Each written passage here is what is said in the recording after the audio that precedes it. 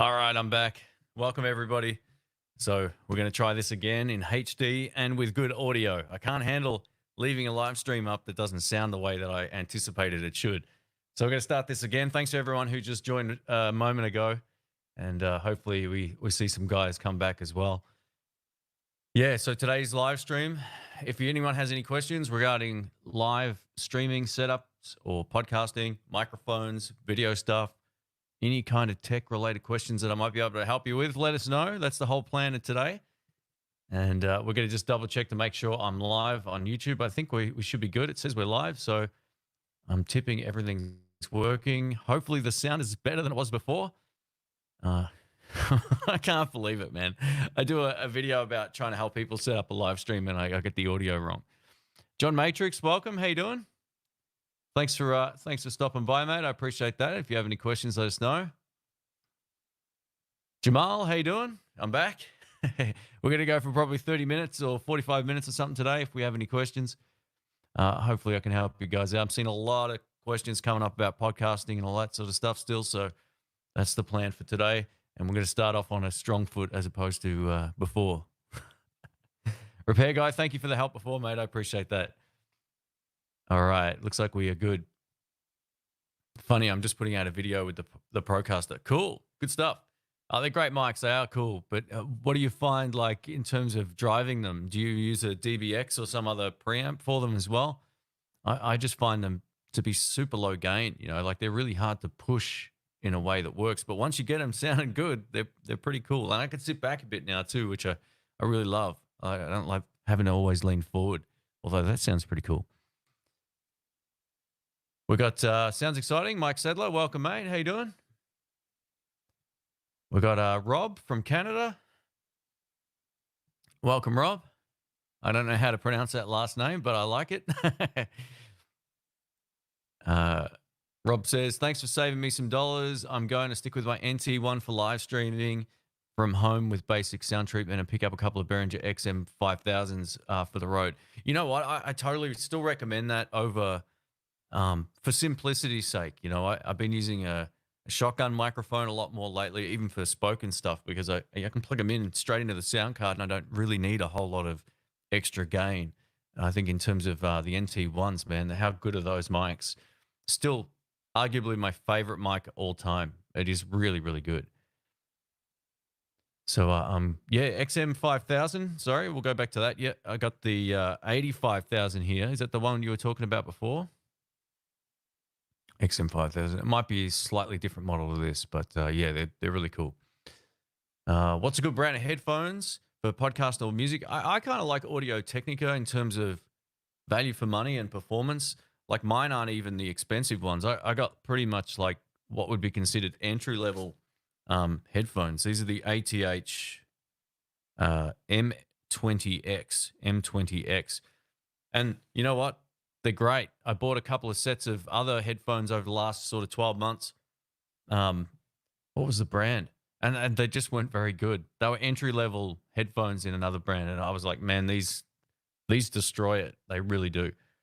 So, hey, Landon, welcome, mate. Hey, from the Tech channel. There we go. Very cool. So go subscribe to Landon if you want to see his tech channel as well. He's got one going on. The new overlay. Yeah, so I'm using StreamYard and I'm still new to it. So this is why we've had, if you tuned in 10 minutes ago, I ended up butchering the audio because I had something I shouldn't have had selected active. It gets a little confusing.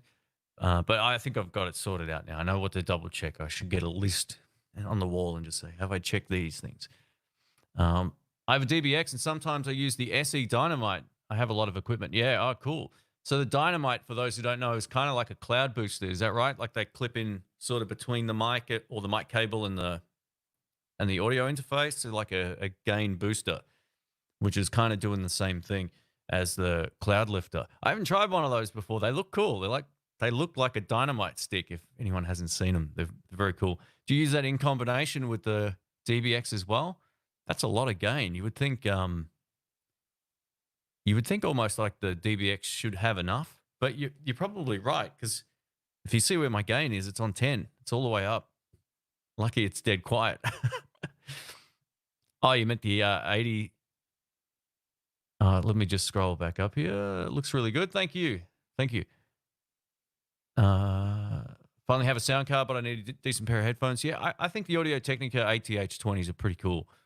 Value for money, they're some of the better ones I've tried. I can't remember what the other brand was I bought recently. They're like over-ear ones as well. I bought them for doing the podcast, and I put them on, and I was talking into the mic, and I could hear it sort of distorting.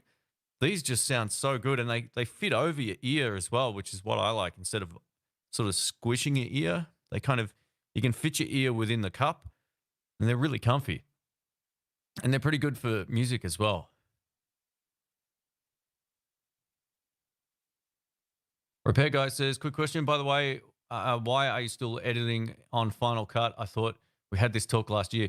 Nah, man, Final Cut's the way to go. It really is. Look, they're all good. They're all good, but I don't see any advantage to swapping to anything else, especially DaVinci. I tried it, and I don't see any performance improvement. And all I see is having to change a program to, I've invested so much money in plugins for Final Cut. I see no advantage to swapping. My work productivity and flow is unmatched at the moment for what I do. I can edit videos a lot quicker now than I've ever been able to do it and make them look good. So it's whatever you get used to. It's same with audio. Some people like Pro Tools, some people like Cubase, some people like Adobe Audition 3 because I was using that the other day. But yeah, it really doesn't matter. I don't have any plans to go to DaVinci Resolve at all. The Mac saved my productivity life at one point. It was just like, it all worked. Couldn't complain at all. I know you're joking, by the way. The Sennheiser HD 280 Pros, the Audio Technicas hurt your ears. Do you mean like they hurt your ears in terms of like when they're on? Or what do you mean by that? I'm not too sure. Yeah, Sennheiser make great stuff too. I mean, if you want to spend a bit more, Sennheiser are, probably the best, one of the top sort of brands when it comes to headphones. The best set of headphones I ever had were they were the Technics DJ 1200s. They cost me a fortune. This was like many, many years ago when I was probably like 19 or 20. I had them 10 years. I took them all over the place and they worked amazingly. If you can find a set of those Technics DJ 1200s for a good price, they'll last you forever, man. They're so good. All right, awesome. We got SE Dynamite is better than the Cloud Lifter, more clean gain. Oh, cool. This is the one thing that I don't like about podcasting gear. It's sort of a little misleading, is how much gain these mics need, and how much extra stuff you'll need to get them to sound good versus, either any condenser mic out there or even something like this. Yeah, it's slightly misleading with, you get this great sound, but you need this, and this, and then you'll get a great sound. So, yeah, I don't know, man. I kind of feel like, it's great to get that sound once you've got it all set up, but it takes a bit of persistence and a lot of research. But yeah, you know what? That might be something I should try. Maybe try a Cloud Lifter or Dynamite, as well as the DBX. That's kind of funny. Hey, Ben, welcome, mate. He says the Audio Technica stuff is great. I've got a set of the M40X ones. I've had them for years, never had a complaint. They're great.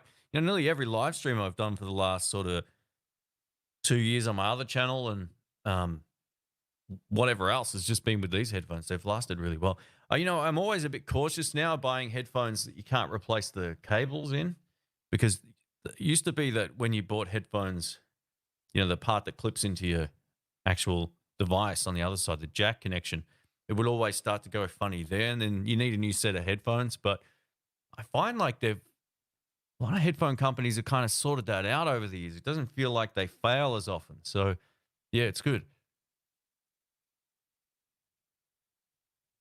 Did you say you were using Streamworks today? That was going to be one of my questions.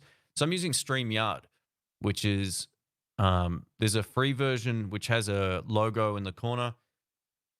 And then there's like the paid version, and there's a few different paid versions. This is like the basic one, but it's enough for what I need. There is one that'll like 7 places at once or something like that. I don't need that. So yeah, I'm keeping it pretty simple with the setup for StreamYard. I bought a month to test out whether or not it's something I want to use it for long term. It is really simple. I like, one of the problems with YouTube, and I'm a big believer in anything that helps your productivity is a good thing, even if you have to pay for it to some extent, right? Like it depends on what it is, but anything that will save you a lot of time over the course of, a year is a great thing. So what I love about StreamYard, once you log in, you connect like your Facebook page and I'm never on Facebook, right? Like I don't use it, but I've got a few pages still.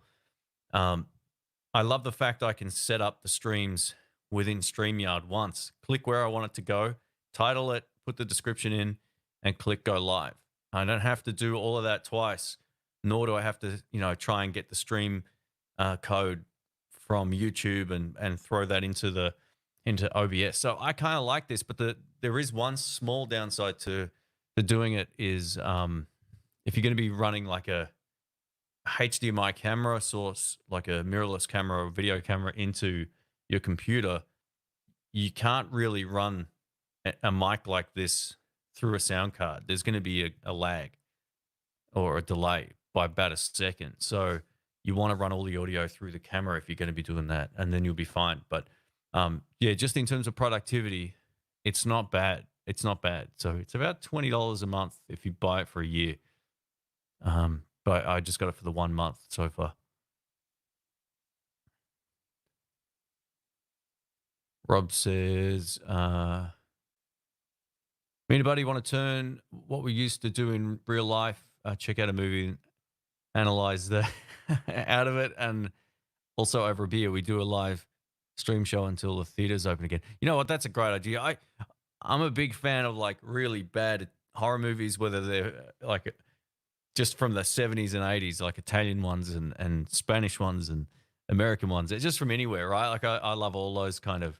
I'd love to do something like that as well. That would be a really fun thing to do. Let's see if there's part 2 of here, and then I'll go back up to the other questions. We agree on a flick, watch it in our respective homes, and connect online and talk about it. What streaming platform would you recommend? You need something like this. You need StreamYard or something that does it very similarly. You can't really stream Skype straight to YouTube.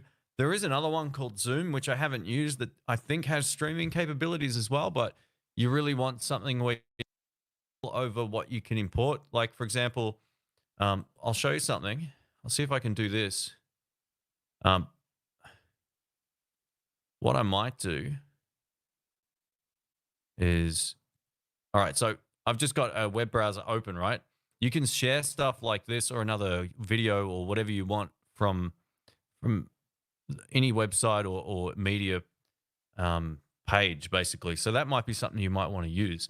That was just an example of what you can do. But if you've got 2 people on the stream, you can also select split screen or one or the other to take up the full screen. So I really think like when you're doing, some sort of live stream or something like that, it's probably good to be able to swap between views rather than have just 2 static ones on screen the whole time. I don't even know if this lets me do it. No, it doesn't, because I'm the only one on here. But yeah, you see a lot of live streams and they've got like 2 squares on screen for 3 hours. It just gets a bit kind of visually boring, I guess. So StreamYard's a pretty good option for being able to switch the camera views and also being able to sort of share media as well. Here's a question for you, Shane. If you had between $500 and $1,000 to buy a somewhat decent camera for content creation, what would you go for? Without question, the Panasonic G85. It's a beast. The G85, not the 95. Get the 85. I got 2 of those, man. They're awesome. Unlimited recording time, a million different lenses you can buy for it. Great audio preamps. They're light, they're small. Yeah, one of the other cool things about it is not only you get the unlimited recording time, but you can also record for up to, I don't know what it is, like 2 hours and get one big file. So much easier than having like, a lot of cameras will give you 30 minutes and they'll stop recording, or they'll give you, say, a 30-minute file split up into 5 sections. Totally sucks. You don't want to buy something like that long term. It's frustrating to work with. So Yeah, sometimes that's a SD card thing as well. But yeah, the G85s are amazing, man. They're really, really good. I recommend them to anyone who wants to get started in YouTube. Look, you can go slightly cheaper and get like um, you could also get a Canon M50. A lot of people say good things about those in 1080p mode only. If you're talking about 4K, it's a no-brainer. The G85 kills it. There's always trade-offs between all camera brands, right? Some will do autofocus better. Some will have better picture quality. Some will have better preamps. Some won't have the option for an external microphone.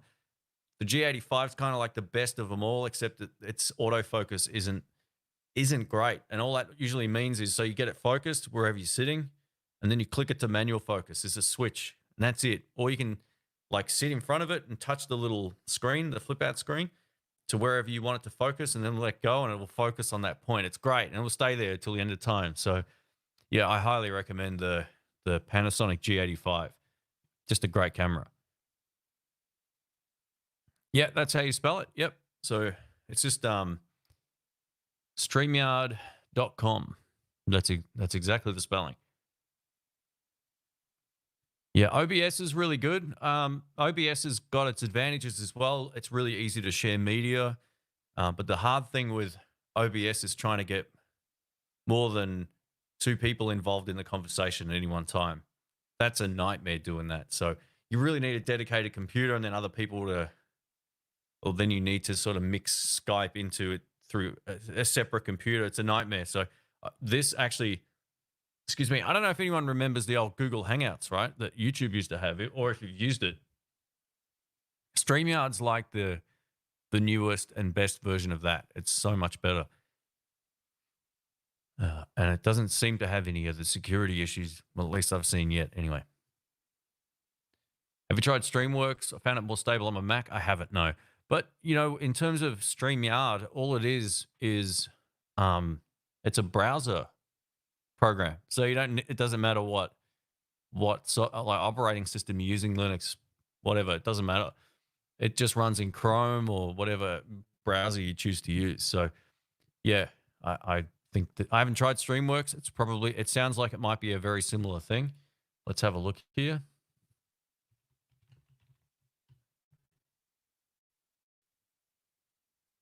StreamWorks. Affordable fly fishing gear and fly tools. I'm guessing this isn't the right website. Oh, is it going to let me do it? No, it's not going to let me do it. That's all right. I like the lower thirds comment box a lot. Yeah, me too. Yeah, this was cool. Like, I don't think you can. I think the free version isn't quite as good. Like, you can try, and that's the cool thing about StreamYard. You can try it and see if you like it, just in the basic form, and then you can use the free one as long as you like. But it doesn't have some of the functionality that you're seeing, at least with my experience of this version. But yeah. New to the channel, just checking in. Thanks, Dispy Truckin'. Appreciate that. Cool name. Let me ask you how you found the channel too. Which video was it that you came across?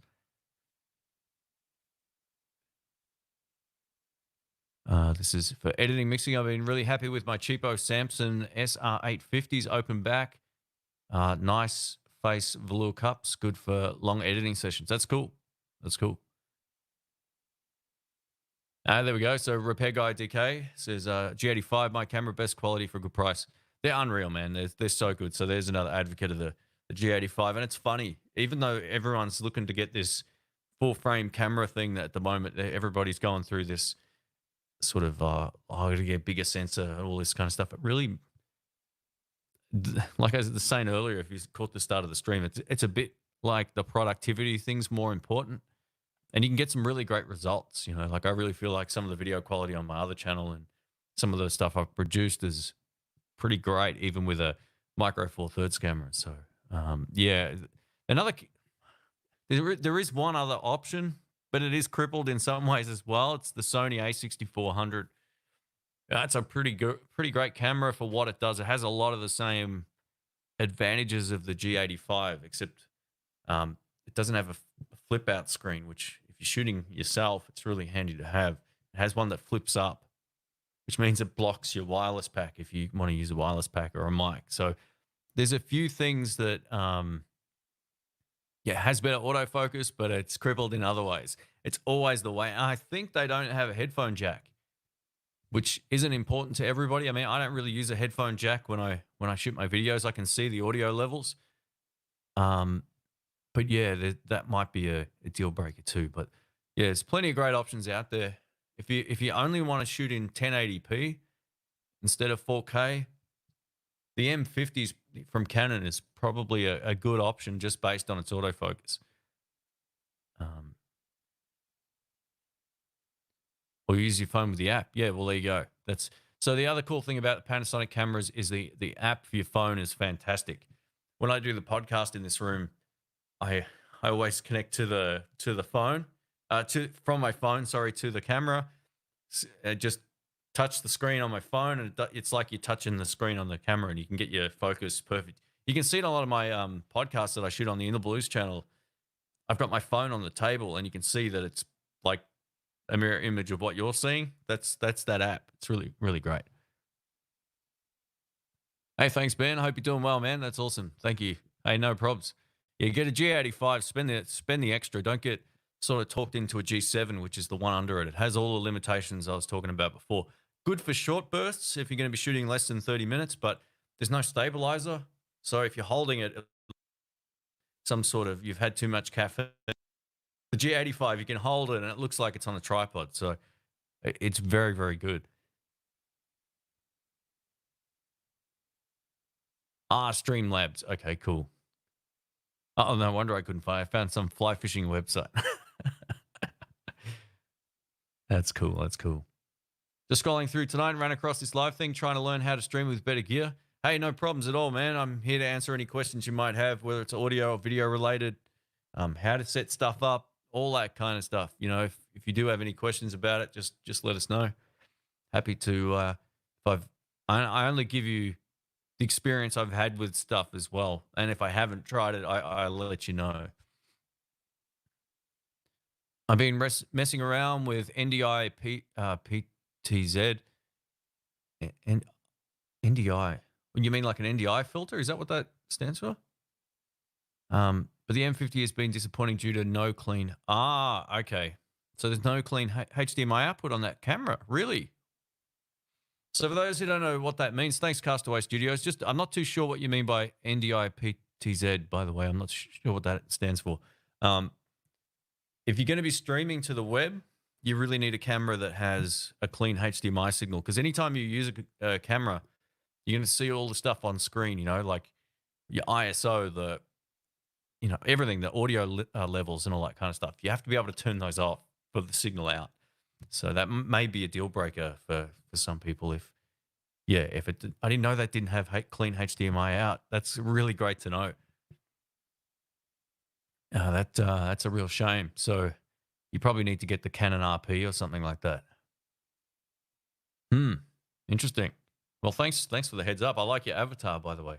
That's great. The desert island with the microphone. That's super cool. One thing about headphones, Sennheiser HD 280 Shure SR44, $100-ish. Setup in Waves, NX, and Abbey Road Studio 3 plugins gives you a proper centered sound like you are using good monitors. Okay, cool. That's interesting. That's funny.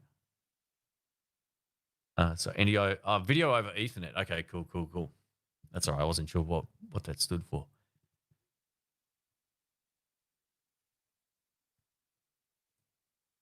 There we go. Awesome.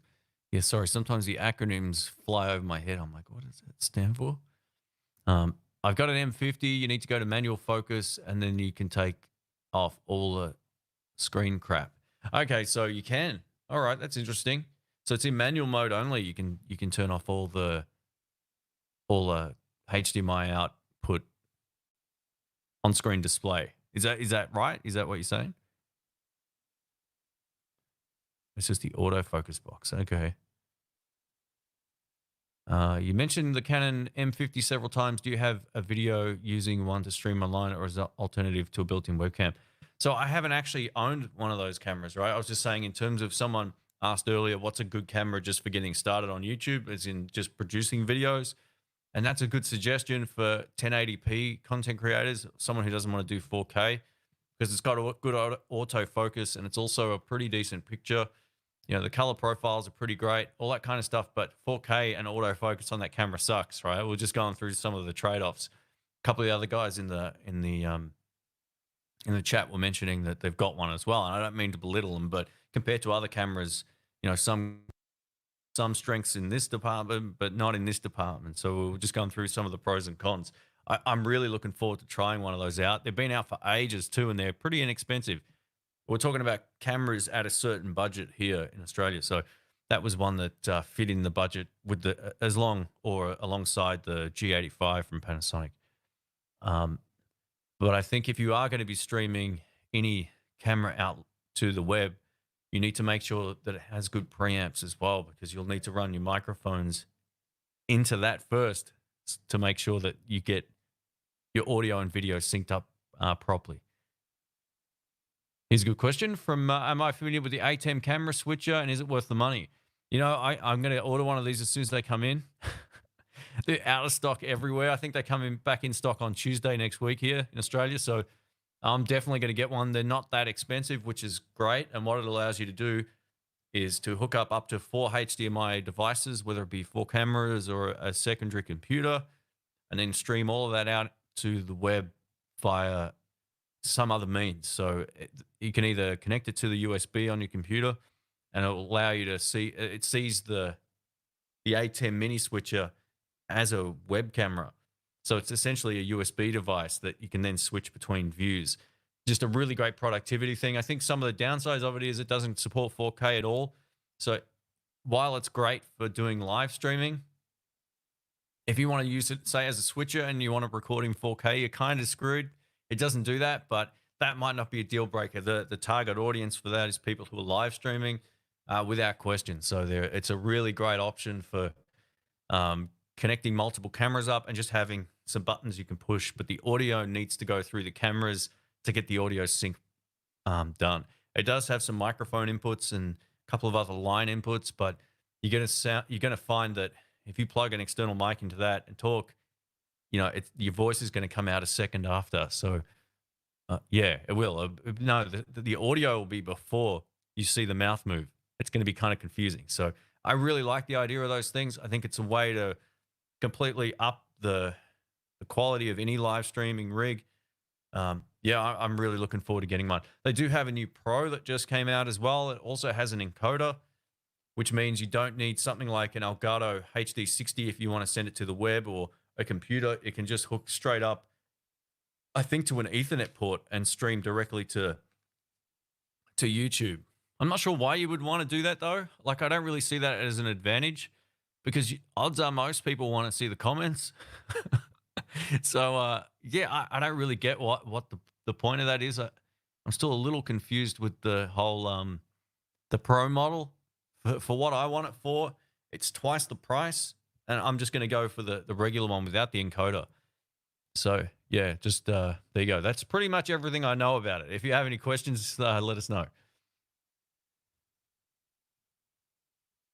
Castaway Studio says, don't get me wrong, I love the M50. It's clean with manual focus. Oh, awesome. Cool. I think yeah, from what I've seen of them, I watch a lot of camera channels, and there's this sort of all of a sudden, earlier this year, there was just lots of videos coming out of the Canon M50, and I was like, I want one of these. It's so addictive, man.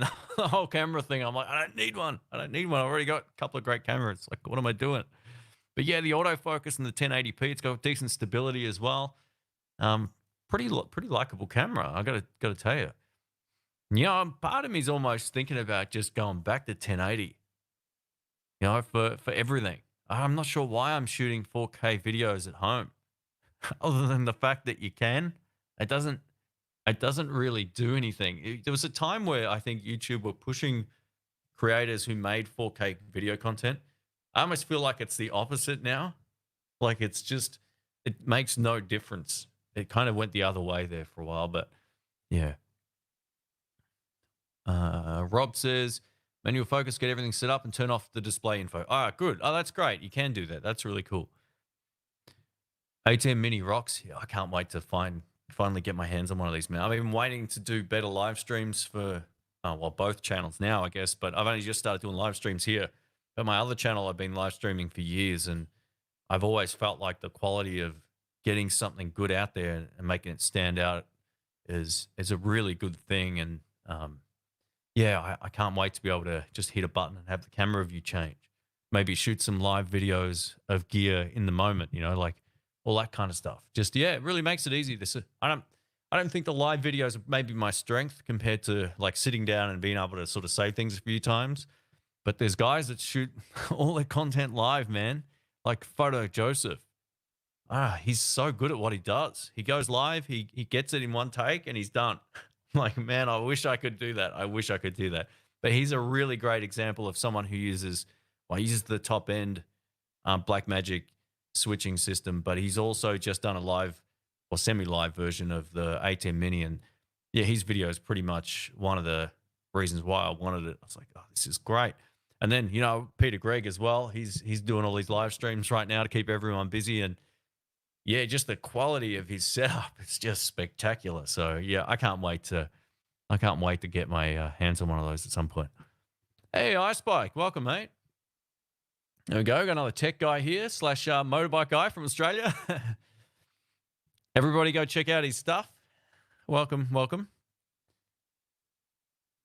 Do I have a Thomann affiliate link? I don't know if Thomann is actually selling those ATEM Minis, man. I don't think they would be. I could be wrong, but I didn't set one up, no. But thanks for asking. I've got no, I won't tell you to do that. That's all right. Yeah, no, that's fine. It's fine. Yes, I'm in line for the ATEM Pro, which allows 4K. Are you sure? I thought it was a 1080p streaming device only. Oh, maybe that's a different version. So there's the ATEM Mini, the ATEM Mini Pro, and then they've got all these other Blackmagic rigs. If it's one of those, maybe, yeah, they do have 4K ones, but they're like 3 times the price. I'm pretty sure the only difference between the ATEM Mini and the ATEM Mini Pro was, but if I'm wrong, I'm wrong. You know, I've only just been diving into all the information about it recently too. It's from Icebike. It says, I've been connected to my Mac, to my PC to share the CPU, etc., and using the iPad with Touch Portal as my switcher. That's cool. That's really cool. So one of the things I don't have, I've never bought an iPad. I bought a tablet years ago, and I was like, what am I going to use this for? And this was in the early days of tablets. I got a Toshiba when they first came. This was like 2010 maybe, or maybe just after that or something, somewhere around there. Like, this was a long time ago, and I was like, I can't do anything on this other than browse the net. So it's come such a long way, and yeah, the iPads and all that kind of stuff now are just unbelievable. Like what you can do with them, they're just getting better and better. So yeah, I really think that sounds like a really cool way of doing it. Absolutely. The delay of 4 to 5 frames on the audio on the ATEM Mini. Yeah, there would be something. I wouldn't be surprised. There's any HDMI signal is always lagged behind real-time audio, and it's frustrating because you think someone's going to release something that allows you to plug this into it, and then they'd off-sync the HDMI to real-time, or they'd off-sync the real-time audio slightly or something, but yeah, they just can't get that right. And then it would be weird because you'd be talking and hearing yourself a moment after, which also gets confusing. But yeah, no one's really released the perfect sort of switching system other than, you know, if you want to invest heavily in some of this gear. So for those who don't know, the ATEM Minis are a couple of $100, so they're not that expensive, depending on where you live, or euros or whatever. Their Pro stuff is like 10 times the price, and some of it has less functionality, but it gives you the 4K. And unless you've really got 4K cameras and a huge amount of bandwidth and upload speed, I don't really see them being an advantage for live streamers, but I do see them being an advantage in the studio or at home. If you're just doing a multiple camera take, you want to switch cameras and you're recording to somewhere else, that's pretty cool. Actually, that's another advantage of the Pro. The Pro, you can actually hook up like say a Samsung SSD straight in the back and have it record and you'll be good to go. So that's a time saving thing as well.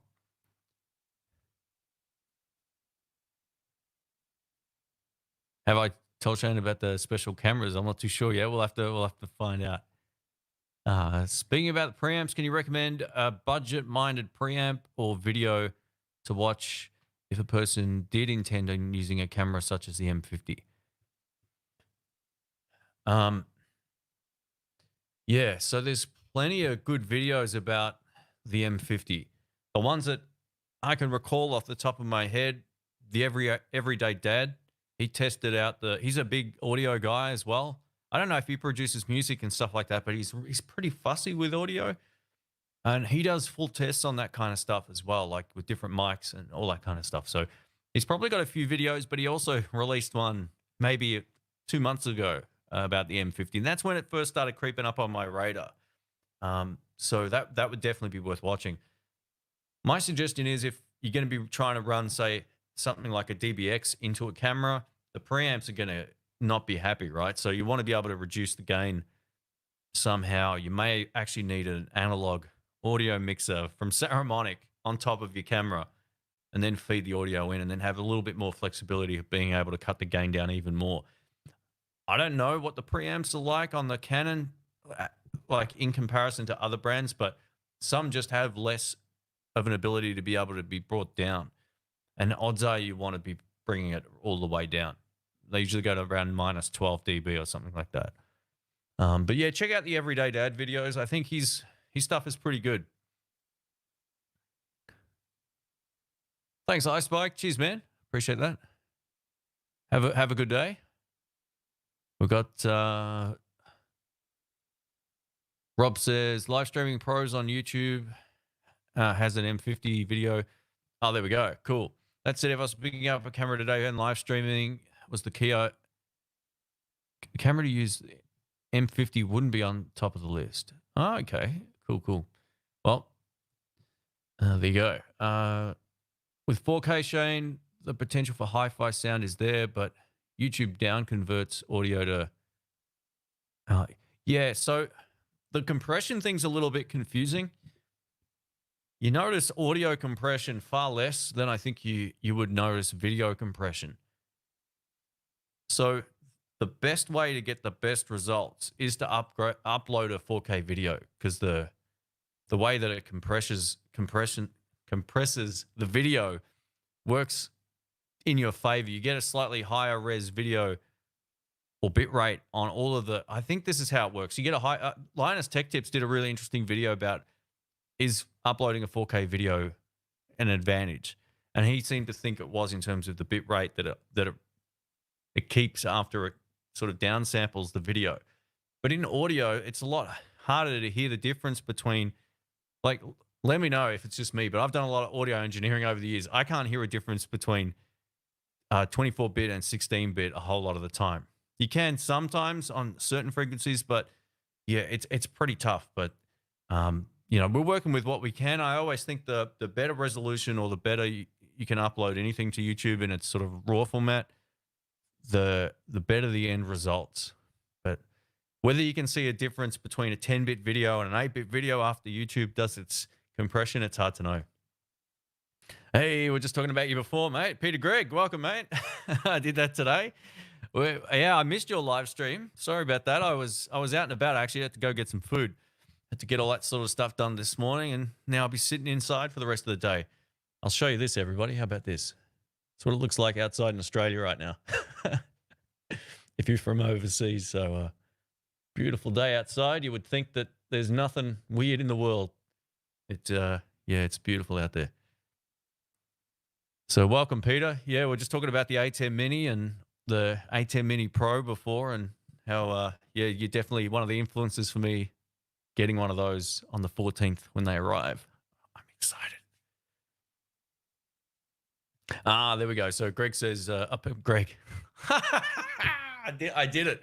He calls me Sean from time to time. He's got it now. He just does it to troll me, but I just called him Greg. Sorry, Peter. 2 first names, man. So Peter says it doesn't allow 4K. There we go. So yeah, no, I didn't think it did. I was, yeah, from everything that I've seen about it, it doesn't allow it, which is really strange because is there really a difference between 1080p 60 frames or 50, depending on where you live, and 4K in terms of data rates 25 or 30p? It's just, why do these companies do that? Just allow it. Even just allow it in non-streaming mode so you can just record at home in 4K. I just think that would be a really cool thing. How about a Roland Go Mixer Pro for live with phone? You know, I haven't tried one of those before, so I'm not really too sure. Let me just have a quick look here. I'll see if I can find what they look like. Roland Go Mixer Pro. It's funny when I type that in, the first thing I see is cement mixer. Here we go. Let's have a look at this. I'll share it with everybody as well. We'll take a look. Actually looks pretty cool. Let's see if we can bring this up. How do we do this that looks good? Like that.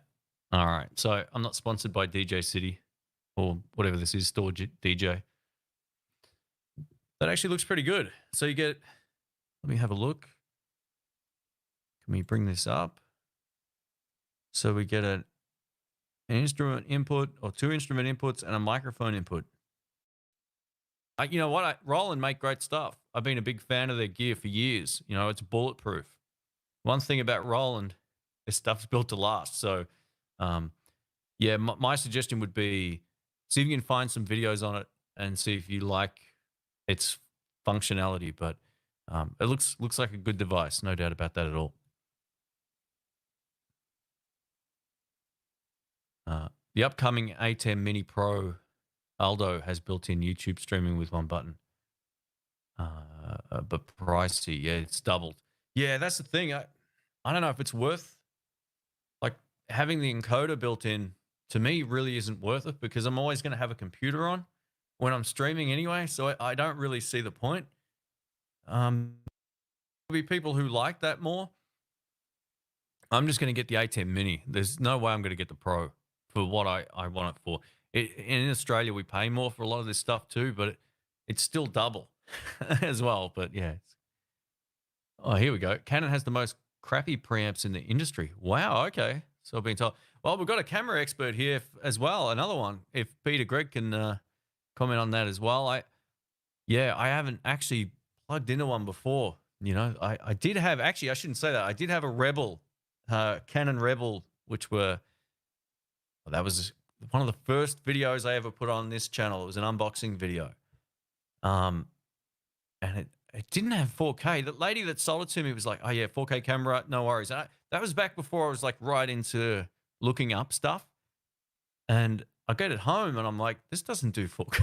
I was like 720p or something. I was like, man, this is going right back. So it went back. Looking at getting the DBX286s, could you do a test with an SM-57? You know what? I can absolutely do that for you. No problems. Now, do you have an official SM-57? I've got a Shure. I've got one from a company called Pyle, which is worth about $13. And I also have the new Behringer one as well. So let me know which one you want to hear, and I'll scroll down and check that out. More than happy to swap some microphones. I got about 10 mics on the floor, a couple on my desk here. So this is part of the fun. We get to test some different microphones. Got to go. It's 4:30 in the morning. Copenhagen. Talk to you soon. Thanks for the great sound tonight. Thank you. Thanks for the help with that. I appreciate it. Can't believe I started with the webcam audio again. Well, I'm an absolute loser. We're Stephen Whitney. Welcome, mate. How you doing? All right, I'm trying to find a good audio interface and maybe a DAW. I'm going to try a podcast interviews and try to figure it out. I was looking at the Studio One 4. In terms of setting up an audio interface, and like a computer for that kind of stuff, it's easier than it's ever been, basically, as well. I'll get to that in just a sec because that's a pretty loaded question. I'll change mics, and then I'll answer that as well. So I'll go over to the SM-57. Let me just turn the gain of this down.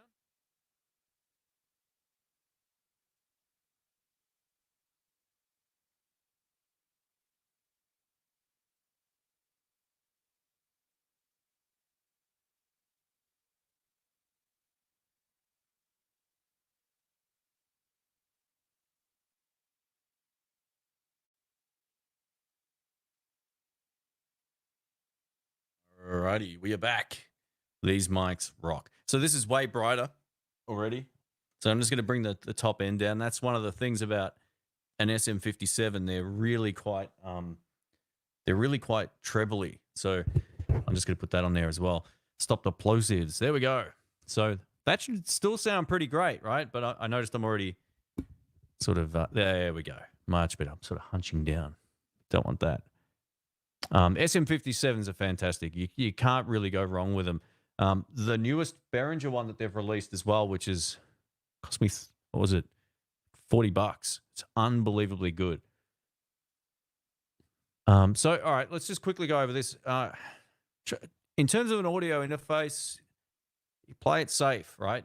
You just get any one of the known brands. If you get a Focusrite, a Steinberg, a Rode one, even the Behringer ones sound fine too, right? A lot of people will go, oh, I don't know about certain brands. I did a big test between about 7 audio interfaces. I couldn't hear a difference between any of them. The biggest difference is once you start turning the preamps all the way up, how noisy are they going to get? If you're going to be using an SM-57, you'll be fine with just about anything out there.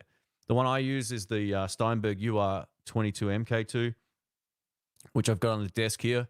But I am going out of that right back there. So it allows you a little bit more freedom of not having to be right on the mic. But yeah, you can get some pretty great results with almost anything now too. DPReview just did. Oh, what a great YouTube channel, man. Anyone who's not subscribed to DPReview or Peter Gregg, go check him out. Just did a test comparing the sound and the preamps, I think, and Canon 1 DX3 came out on top, and my Sony A7 III came in at the bottom. Wow, that's an interesting test. I always thought Sony had really good preamps from what I understood, but that's really, because you know what, I had a couple of their what were they called, the AX 50s 53s, their video cameras, before I went into the mirrorless cameras, and they had great preamps. So they were really good, almost as good as my old Canon XA20. So I went the opposite way. I went from video cameras to mirrorless. So I kind of went from really functional cameras that did the job to starting to dive into this huge rabbit hole of cameras and pros and cons. I was so used to just turning them on and having them work. But that's really interesting that the Sony came out last. That I got to tell you, Peter, too, man, that Sony, it really looks good. It really looks good. That main camera, I think it's still the winner in my I got a 5K iMac in my other room, but whether I'm watching on my phone or on my iMac, I got to tell you that Sony, it just looks so pro. It really does. It looks better than TV, TV shows. It's you've nailed it, man. It's great. SM7B, yeah, wow. Like, I'd love to get one of those, right? But they're so expensive here. They're $799, which is a lot of money. That's just me opening a cold drink here just to keep my throat going. I'd love to get one. I'll probably get to try one at some point, but I almost feel like I'm going to go the opposite way and get a Rode Broadcaster. That'd be the long-term mic. I'd love to try that. There's a few reasons why, like we were talking about earlier. You don't necessarily need to run the gain at 1 million to get a signal out of it, and they just work, So SM7Bs, man, I'd love to. I might actually put some emails out there and see if I can borrow one off a shop or from Shure somehow. I don't have any contacts there, but I'd love to see if they'd be interested in letting me test them out. The Roland Go mixer is the normal version, though. There's a larger one for this. Okay, cool. Look, some of that phone stuff will be all right as long as you can control how much gain is going into it, which it looks like it can just from using those little potentiometers dials on the top, you should be fine. Sounds great. Thanks. I just started watching the channel, and your video on the 286s has got me wanting to order one right now. I tell you what, this is my. I was actually going to put a video together about this, so I'm just going to spoil that. But I really feel like if you get one of them and you run any microphone, it's going to sound good. If you buy if you spend more money just on a sound card, say you invest in a good microphone and you've got a really good sound card, you're not going to get as good results, in my opinion, as an average mic going through one of those and then going into the sound card. So spend the money on the preamp, compressor, rack unit if you're going to choose to do that.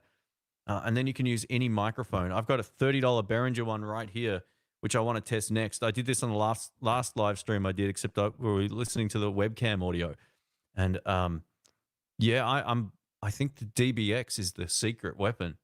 It really is. So or any of those processors, the Behringer Composer, all that kind of stuff as well. Also, I have two Shure SM-57 mics. They're great. Is my other one here? Yeah, it's on the floor.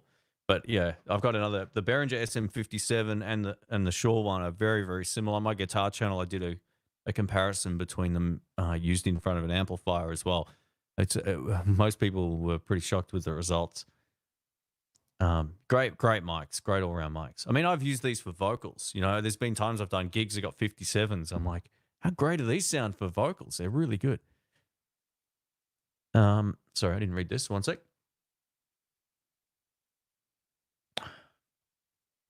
I use Studio One for recording.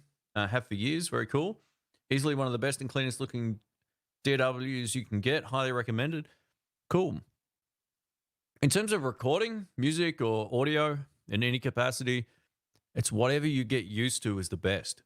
There's no advantage of getting Pro Tools or Cubase or Nuendo or Adobe Audition or whatever other programs there are out there over the other, unless you're collaborating with someone who uses something.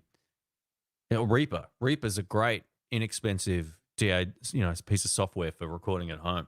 It's just really good. So, yeah, it's the only advantage is if someone is contributing, and then you need the same software. Otherwise, excuse me, whatever you use is going to be fine. Here we go. This is exactly how I didn't even see this comment until now. See, so many people say Pro Tools and whatever else, but yeah, look, there's Pro Tools that was just, what it was? It was Mac.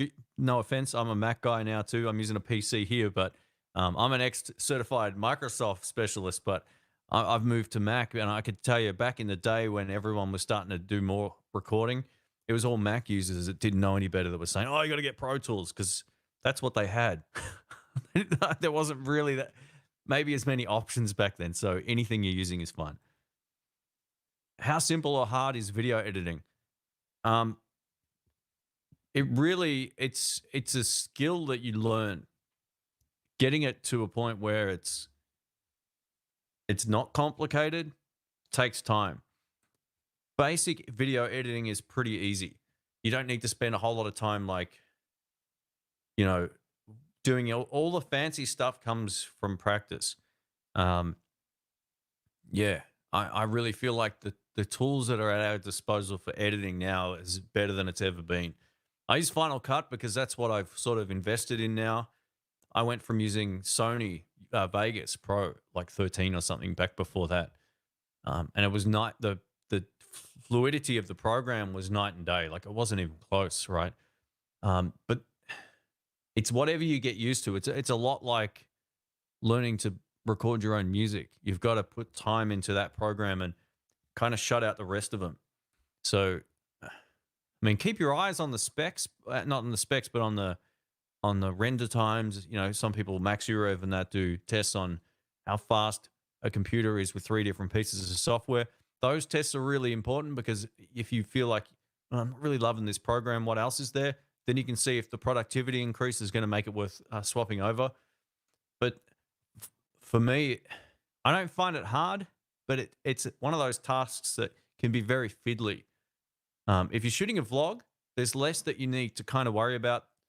There might be less sort of overlays and multi-camera stuff and all that kind of thing. That's where it gets a little bit more complicated and demanding. But what I do anytime I want to learn about something, I spend 3 days learning about it.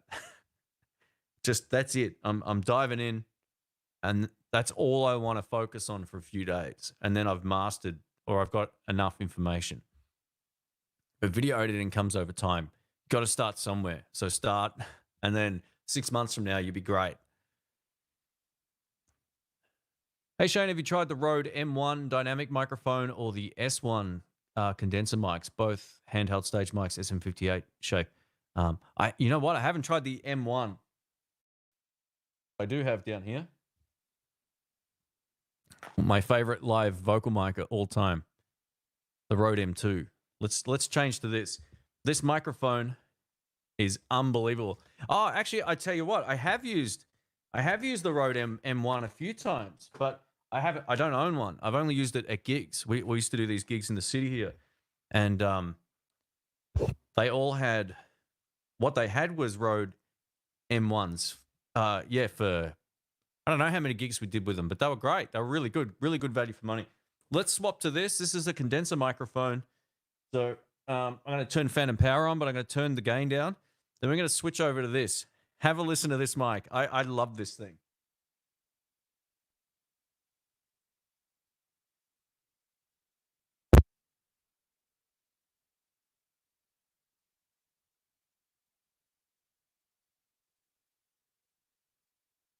All right.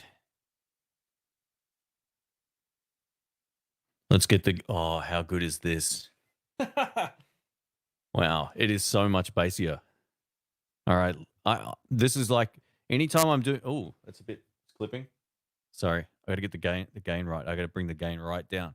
Anytime I'm doing like a home studio recording, this is one of the mics I always go for because I love the sound of it, especially up close. I think it sounds pretty cool. Feels like the noise gate's kicking in. All right, let's try that. Hopefully that sounds all right. So this is the Rode M2 condenser microphone. You can use it for live vocals. You can probably use it without this as well. It should sound all right. I've used this for any of my live clips you've seen on the Blues channel. That's that microphone. I really love it. But yeah, you can't go wrong with the Rode mics. I'm a big fan. You know, like they're really, really good. C Dubar Tech says, hopefully that's how you pronounce that. Sorry, mate. I'm running the Rode Lav into a Zoom H1n. What are your thoughts on this? I think it's a great idea. That's what I did for a long time until I got really sick of having to double check that I was recording or having something go wrong with the cable in my pocket or something like that. But you know what? They're really good. The H1n's a really solid piece of kit. I use the H1 and I have no problems with them either. But yeah, I think you're going to get really great audio. The only small downside to doing that is the fact you have to sync it up later. But a lot of cameras, it also gives you the freedom of not having to worry about like a big wireless pack on top of the camera too. So there's some pros to that as well. I did a series of videos in Florida a few years back where that's all I used for my voice in a multi-camera shoot, and then I synced it up later. It was fantastic. That's why I bought it too. It was really good. So yeah, very cool. You got to use what you got, you know, like make the most out of it and try to make it work for your situation.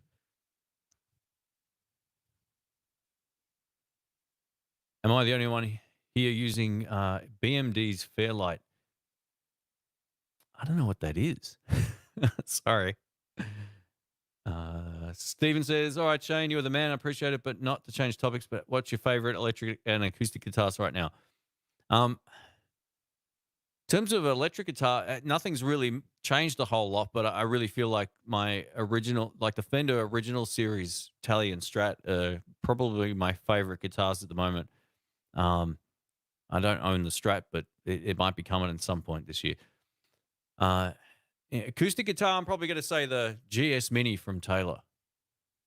Well, yeah. Also, I like Sigma. I think Sigma are underrated. Sounds exciting. Says, I want that M2. I don't know how to use a lav mic here, but on your other channel, the one you used recently always sounds extraordinary. Thanks. You know what? I'm starting to really sort of take a bit more care with the audio on the lav mic. What I found was I loved it at the start, and then I started using a shotgun microphone, and I went, oh, so there is a huge difference between them. There really is. But it's the whole flexibility of having it on your shirt, which makes it easy.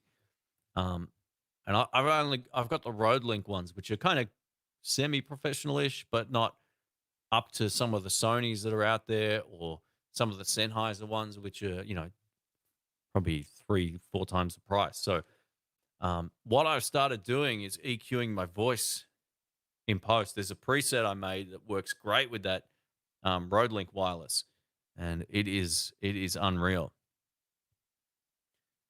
So yeah, I'm see what the DBX does. It makes all these mics sound great. It really doesn't make too much of a difference. That's why I really think that DBX should be the first thing on the list, and it's something you can have and change mics and go, oh, that sounds great. Because everybody complains. I didn't know this, but everyone complains about this mic. This is the Rode PodMic, which is kind of like Rode's least expensive podcasting microphone. It doesn't sound as instantly as good as this, but I think what's going to happen if I swap over, we'll do this. We'll swap one more time. Oh, I can't do it on this one. I have to use the other stand. It should still sound pretty rockin', because I can just increase the bass, and all of a sudden it sounds unreal. So this will be the last swap over. We'll do this, and then that'll probably be enough. I feel like it comes with Blackmagic's DaVinci. Ah, okay, I didn't know that. Very cool. How do you keep from taking criticism too personally? Is it really hard to keep coming back when people don't seem to care about what you're doing? I don't get. Look, it's easy to focus on the one stupid comment in a sea of 500 positive ones, and that you don't tend to. It tends to aggravate you more when people don't pay attention to what you say, and they don't understand the broad picture. Like, one of the things that really was driving me nuts for a while there, I did a couple of years back, I did the best podcast setup of under $85, and at that time, that was the best setup you could get for $85. I don't care what anyone says. Tested everything else. They don't know that I've got 50 other microphones, right? They don't know I've tested so many different kinds of things over the years, or why I was recommending those things over something else. And people just don't seem to see the big picture, or they don't even watch the whole video. And then at the end, you say something and you're like, oh, yeah, I didn't get that far. So, yeah, you just got to keep doing it. You just got to sort of forget about it. It's not hard to remove comments if you need to do that, if people are frustrating or trolling you. But, there's something to be said for good constructive criticism, like, hey, fix your lighting. I don't like that reflection here and here. Like, get it right. All right, that makes sense. But, if someone's just there's a difference between criticism and being rude, or being just, I just see some comments that just make me laugh. And I usually reply, man, I haven't seen another comment like this the entire year. Congratulations for taking the cake for 2020's worst comment on YouTube. And I just leave it at that. I don't try to snap back too much anymore with that. You just can't do it. It's not good for your sort of health to stress about that. So you just got to basically do your thing, and the people, if they get something out of it, they'll get value out of it. And everyone's at different places with wherever they're at with tech or cameras or audio. So you get people that will say, oh, I use something else, or I use the thing you say, I'm not recommending.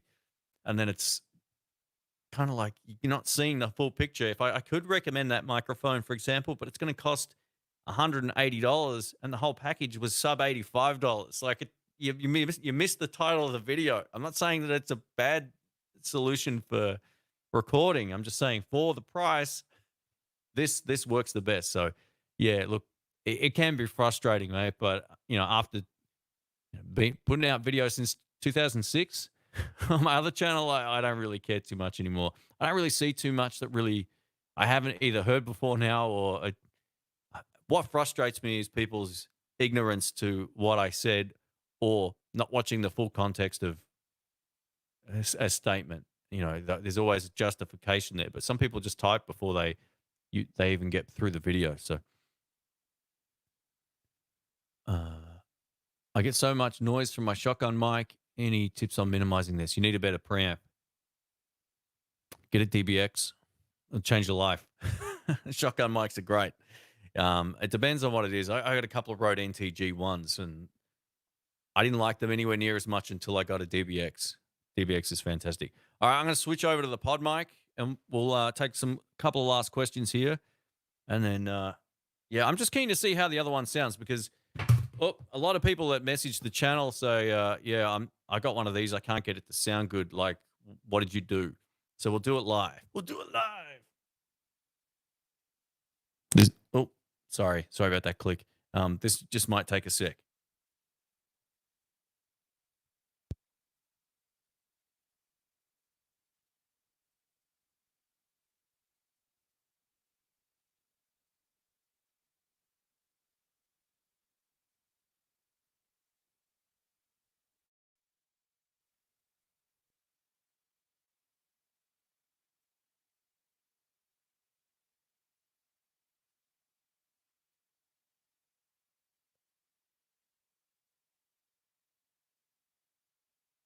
All right, we are back. All right, so this is the PodMic at exactly the same settings as the Rode M3. It doesn't have the same bass, but look what we can do. Ready? Check this out. Listen to the awesomeness when you add a little bit of bottom end. So it sounds bright actually. Just gonna back off some treble. Boom.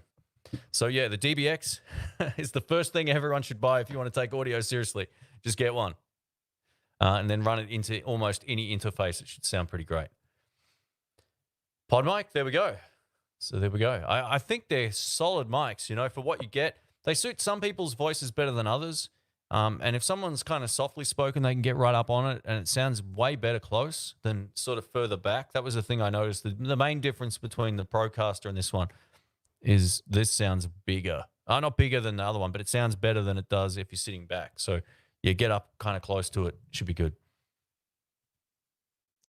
Rob, thanks for that, mate. I appreciate that. It was what it was at the time. A video got way more hits than I ever anticipated. You know, I put more effort into that video than just about any video I'd made up until that point, and it paid off. Like, it just went crazy. It was unbelievable. I actually want to get a new setup, sort of sub $200 one maybe, for everybody to go through, and also give some different mic options. I think the mistake I made last time was kind of like belittling certain microphones without justifying why. And it was because I felt like a condenser microphone was the best option for instant great audio without having to buy a lot of other stuff. But since then, yeah, there's a few more microphones on the floor here, so we'll be able to test them out. I still like this microphone. I have no plans on getting rid of it. But yeah, I love the fact it sounds as good as it does with the Procaster, with the DBX. What's a good tool for setting up a podcast where people are off-site, wanting to do one with new friends, but they're located in different states? So there's a few things you can do. One of the biggest problems with Skype, for example, even if you just want to record the audio, is sometimes recording the audio can be a bit of a pain. But if two people are talking at the same time, you hear nothing, right? You don't hear them and they don't hear you. There's some sort of limited pipe, you know, it's like two voices just do this. One of the cool things about this StreamYard thing, which is free, it's free to try, and it is a video thing as well, but you can just use it as audio. If you pay for the service, I'm not affiliated with them or anything like that either. You can download just the audio after the fact, and that might even save you the time of having to worry about all that kind of stuff. So you can use whatever microphones you like, and you can be both talking at the same time, and you'll hear each other. A lot of internet IP stuff doesn't work very well like that. So yeah, maybe try that. That'd be probably the easiest way. Just lastly, I think there's also something called what's that service called? No, it slipped my mind. There's another. Gamers use it all the time, and I've forgotten what it's called. It's not called TeamSpeak. That's the old one. There's another one. There's another audio service that does the same sort of thing. I just can't think of what it's called. Someone will type it in, I'm sure. Ring lights are amazing. I ended up buying 3. Thanks for being so authentic, brother. Hey, thank you so much, man. They're great. I got one right here in front of me on this side. I got my light box there. And I love these things. You can change the colors of them, you know, create different moods and vibes. They're really cool. They're really cool. So thanks for the kind words, mate. I have no preamp. Shopping list just grew. Yeah, if you want to record your voice, mate, like I've said, I reiterated a few times today, the best investment is to get a good preamp and not spend as much money if you have to on the sound card. The sound card's important, but I've got the gain on my sound card at 0. So all the audio that you're hearing from the mic, I don't know if I can lift this up and show you without cutting anything off, but see, I'm running one of those line jacks in. That will keep the noise down as well. But you can see I've got my preamp all the way. Well, I've got it on 1. So, yeah, there you go. I always find with the DBX, if you do buy one as well, try running the preamp as hot as you can while the lights are still lighting up most of the way. You want both the green lights and just some of the orange light to come on. And then set the output, which is on the other side, down just below 0. Don't set it above. And then sort of fiddle with the preamp a little bit, and it'll sound as good as this, or better.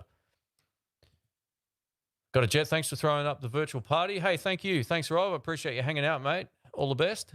And, yeah, hopefully see you again soon.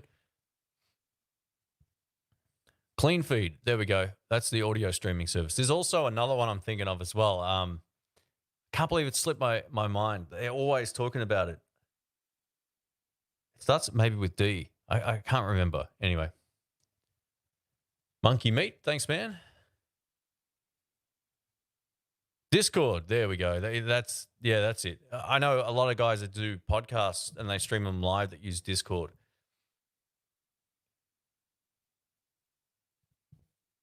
Yeah, there we go. That's what I was thinking of. Thank you. All right, guys. Well, we might wrap it up. It's been just over an hour. I appreciate everyone hanging out. If anyone does have any last questions or comments, let us know. But, yeah, thanks for hanging out, everybody. It's been fun. It's great to see that I actually got my act together and the audio is working now as opposed to before. The first stream, I just deleted it after about a minute. It's like, I've done it again. Spewing. So, yeah, thanks to everyone who hung out. This has been fun. I'll leave this stream up so people can check it out later. I'll timestamp it and all that kind of thing as well. All right. All the best, guys. I hope you're doing well with the lockdown. If you're locked down in your part of the world, I actually got out of the house today for the first time, and it felt kind of weird, but I was like, oh, it's so good to get out of the house. All right, guys, take care, and more videos coming up. I'm going to try and shoot a couple of things we're talking about today, especially with this DBX thing about why that should be the first thing on the list. I think that's pretty much going to be the title of the video or something like that. But anyway. All right, guys, rock on. Thank you so much for hanging out. Don't forget to subscribe if you want to be notified when I go live. Click the bell. And catch you soon. Thanks again. See ya. How do I turn this off? Ready? 1,